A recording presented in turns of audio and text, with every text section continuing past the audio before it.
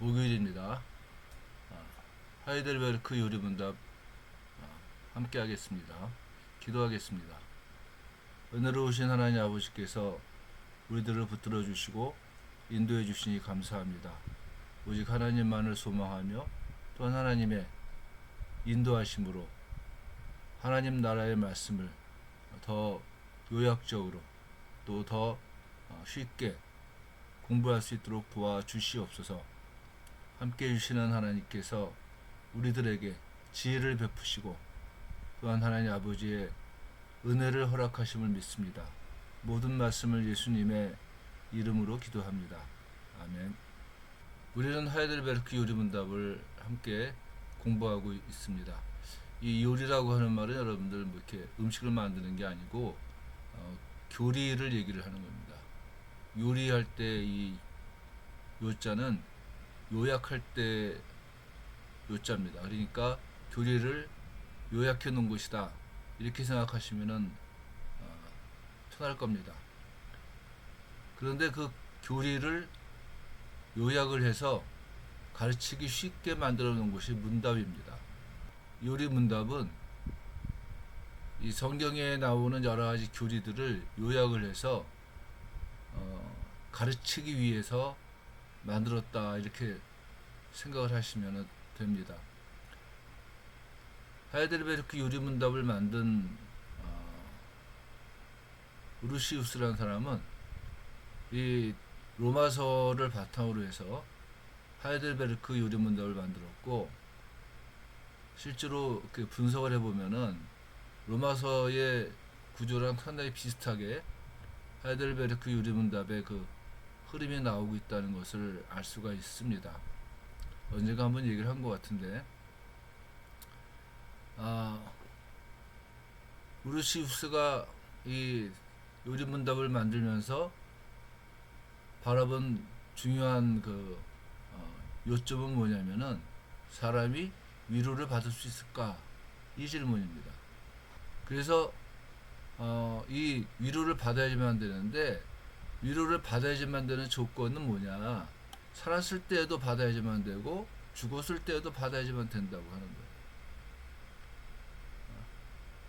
그리고 위로라고 하는 거는 뭐 그냥 이렇게 누군가를 동정해주고 아니면은 함께해주고 격려해주고 그런 차원이 아니고, 생사의 기로에 서 있는 극심한 상황 가운데서도 평안을 누리는 것, 그게 여러분들 이 하이델베르크 요리문답에서 얘기하는 위로입니다.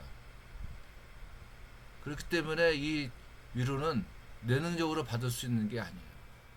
나는 나를 위로할 수 있는 능력이 없습니다.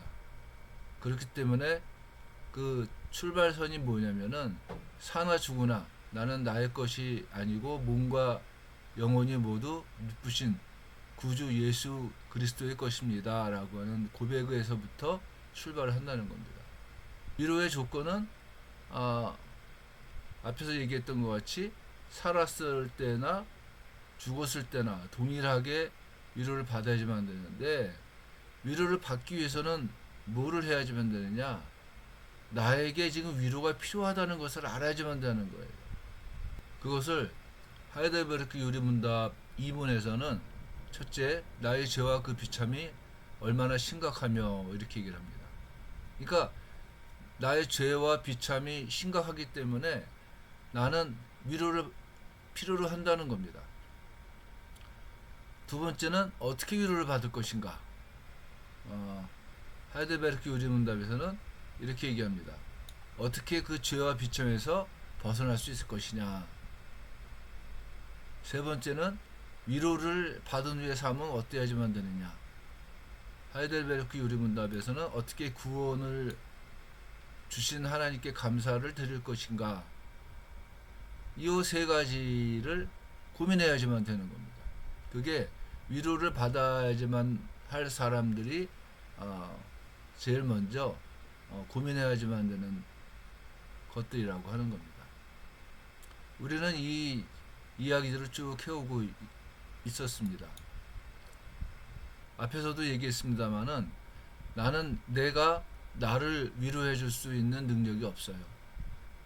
왜냐하면은 내 본성 자체가 아담과 하와의 불순종으로 말미암아 부패되어 있기 때문에 그렇습니다. 아담이랑 하와는 뱀의 유혹에 빠져서 선악을 분별하는 실과를 먹음으로 말미암아 선악을 분별할 수 있는 주체가 되는 겁니다. 그 결과가 뭐냐면 바울은 유대인이나 헬라인이나 다 죄 아래 있다고 우리가 이미 선언하였느니라. 기록된 바 의인은 없나니 하나도 없으며 깨닫는 자도 없고 하나님을 찾는 자도 없고 다 치우쳐 함께 무익하게 되고 선을 행하는 자는 없나니 하나도 없도다. 이렇게 로마서에서 요약을 하고 있는 겁니다. 바울이 이렇게 모두가 다 죄인이라고 얘기할 수밖에 없는 이유는 선악의 기준이 인간에게 왔기 때문에 그런 거예요. 아담이랑 하와는 죄를 짓기 이전에는 선악과를 먹지 말라는 하나님의 말씀을 바탕으로 해서 살았어요. 그거는 먹어야지만 되느냐 말아야지만 되느냐를 판단하는 주체가 하나님이시라는 얘기예요. 그런데 뱀의 말을 듣고서 그 선악과를 먹음으로 말미암아 선악을 분별하는 주체도 인간이고 그것을 결정하는 주체도 인간이 되어버린 겁니다. 그렇기 때문에 바울은 유대인이나 헬라인이나 다 죄 아래 있다고 우리가 이미 선언하였느니라 이렇게 말을 할 수가 있다는 겁니다. 그래서 참된 위로를 받을 수 있는 방법은 내가 아니라 나의 바깥에서 주어져야 한다. 그리고 그 위로는 하나님을 믿음으로 말미암아 일어날 수밖에 없다고 우리들은 이야기를 한 겁니다.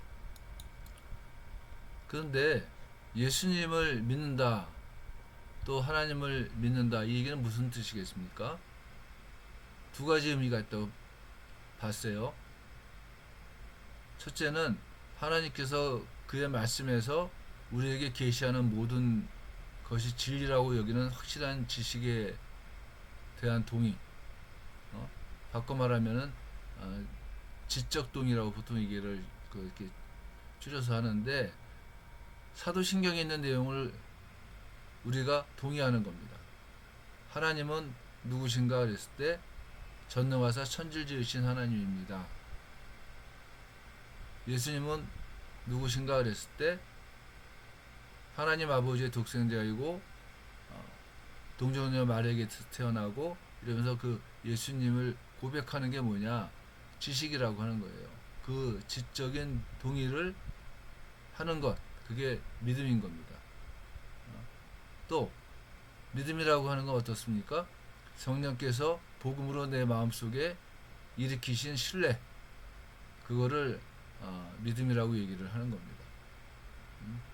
그래서 우리들은 설교를 듣거나 아니면은 성례에 참석하면서 우리 마음 가운데에서부터 예수 그리스도에 대한 확신을 갖게끔 되어 있고 우리들의 삶을 하나님께 맡겨야지만 된다고 하는 신뢰가 생긴다고 하는 겁니다. 우리들이 지난주에 생각했던 것이 뭐냐면은 하나님을 생각하면은 또한 하나님께서 하신 일을 생각하면은 위로를 볼 수 있다 이렇게 생각을 했습니다. 하이델베르크 요리문답 1문에서는 우리 여기 빨간색에 있는 것만 보면은 하늘에 계신 아버지의 뜻이 아니고는 나의 머리털 하나도 상하지 않듯이 주는 나를 지켜 주십니다. 이렇게 하나님께서 하시는 일을 고백하고 있는 겁니다. 이게 위로 아니겠습니까, 여러분들? 나를 보호해 주신다. 어떤 상황에서도 우리가 아까 이야기했습니다마는 위로라고 하는 것이 뭐라고 했습니까? 생사의 기로에 서 있는 상황에서도 평안을 누리는 거예요. 그게 위로의 모습이라고 하는 겁니다. 나를 지켜주시는 하나님, 아까 얘기한 것 같이 머리털 하나라도 아버지께서 허락하지 않으면은 손상되지 않는 그런 철저한 지켜주심이 있고, 그와 함께 하나님께서 나를 위해서 하시는 일을 하이델베르크 요리문답 26번에서는 나의 몸과 영혼에 필요한 모든 것을 채워주시며 이 슬픈 세상에서 내게 닥친 모든 역경을 선으로 바꿔주십니다. 이렇게 말을 하고 있는 겁니다. 하이델베르크 요리문답의 고백을 스바냐 선지자는 너의 하나님 여호와가 너의 가운데 계시니 그는 구원을 베푸실 전능자이시라. 그가 너로 말미암아 기쁨을 이기지 못하시며 너를 잠잠히 사랑하시며 너로 말미암아 즐거이 부르며 기뻐하시리라. 이렇게 하나님께서 나를 바라보시면서 기뻐하는 하나님의 마음을 우리들에게 이야기를 하고 있는 겁니다. 우리는 하나님께서 일하시는 방법이 무엇인가 궁금할 수가 있습니다.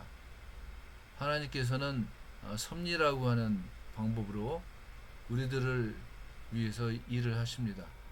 섭리는 하나님께서 창조하신 세상을 다스리시는 하나님의 능력이다.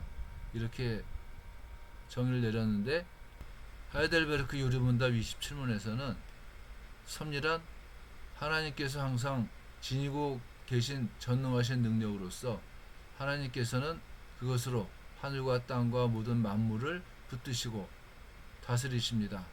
따라서 꽃잎과 풀잎, 비와 가뭄, 풍년과 흉년, 양식과 음료, 건강과 질병, 번영과 궁핍, 이 모든 것들이 사실상 우연히 다가오는 것이 아니라 그의 자애로운 손길로부터 나오는 것입니다.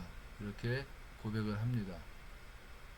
여기서 강조를 해야지만 되는 건 뭐냐면은 하나님께서 이 온 세상을 다스린다는 거예요. 섭리라고 하는 거는 하나님의 주권적인 능력입니다. 이신론이라고 하는 게 있어요. 데이즘이라고 하는데, 이신론이라고 하는 거는 하나님이 세상을 창조하고 난 다음에 무관심한 거예요. 어떻게 돌아가는지 전혀 관심이 없는 거예요. 그런 하나님, 이신론에서 얘기하는 하나님입니다. 그러나 성경에서 얘기하고 있는 하나님은 어떤 하나님입니까? 하늘과 땅과 모든 만물을 붙드시고 다스리시는 하나님이십니다. 하나님의 백성들을 바라보시며 또한 하나님의 백성들의 삶 가운데 개입하시는 하나님이십니다. 우리가 하나님 앞에 나와서 기도할 때마다 그 기도를 들으시고 응답하시는 하나님이에요.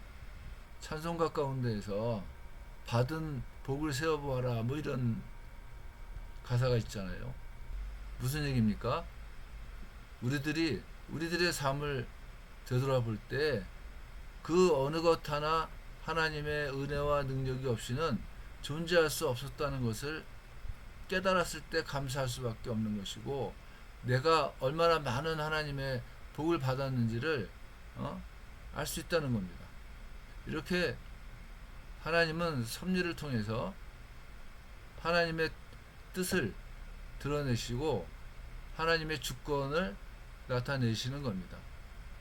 예수님께서 제자들에게 기도를 가르치시면서 하늘에 계신 우리 아버지여 이름이 거룩히 여김을 받으시오며 나라가 임하시오며 뜻이 하늘에서 이루어진 것 같이 땅에서도 이루어지이다. 이렇게 기도하라고 말씀하신 이유가 뭐냐? 하나님의 백성들의 삶이라는 것은 하나님의 주권을 통해서 온 땅에 드러나는 삶이기 때문에 그런 겁니다. 그 하나님의 주권을 순종해서 따라가는 사람들의 특징이 뭐겠습니까? 다윗처럼 여호와는 나의 목자시니 내게 부족함이 없으리로다. 이렇게 고백할 수 있는 사람이에요. 또 바울처럼 우리가 알거니와 하나님을 사랑하는 자 곧 그의 뜻대로 부르심을 입은 자들에게는 모든 것이 합력하여 선을 이루느니라, 이렇게 고백할 수 있다고 하는 겁니다. 지금 당장은 나한테 문제가 되고 지금 당장은 내가 불편하다 할지라도 하나님의 섭리 가운데서 주님께서 무엇을 원하시는지를 기도하고 하나님의 말씀 가운데서 방향을 계속 찾아 나간다면은 그 모든 일들이 합력하여 선을 이룬다는 겁니다. 그리고 그것을 통해서 또한 하나님께 영광이 된다는 거예요. 우리가 하나님의 주권을 받아들이면은 범사에 감사할 수 있는 조건들이 막 나오는 겁니다. 우리들이 역경에 처할 때에도 인내할 수 있습니다. 또 장차 아무것도 우리를 하나님의 사랑에서 떼어놓을 수 없게 하시는 신실하신 하나님 아버지에 대한 큰 확신을 가질 수 있게끔 되어 있습니다.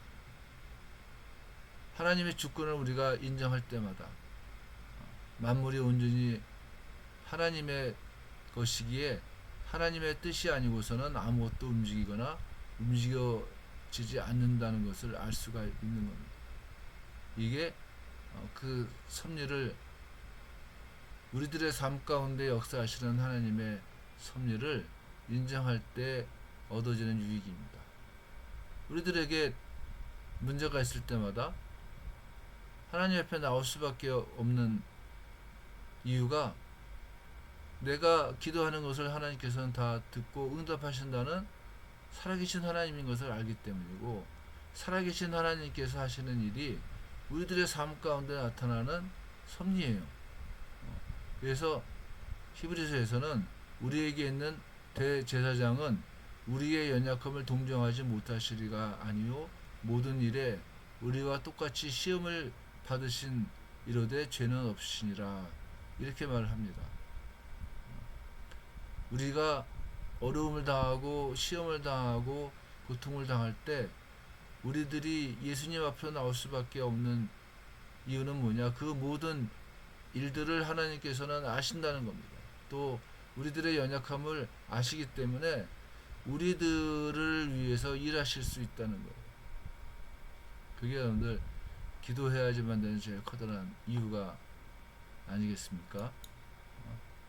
자, 하나님은 우리의 위로 그 자체라고 얘기했습니다. 하나님이 우리에게 위로가 되시는 제일 커다란 이유는 뭐겠습니까? 독생자 예수님도 아끼지 아니하시고 우리를 대신하여 죽게 할 만큼 우리를 사랑하시고 있다고 하는 확신이에요. 이거를 우리가 믿는 겁니다. 이것이 성령님을 통해서 우리들의 삶 가운데 박히는 겁니다.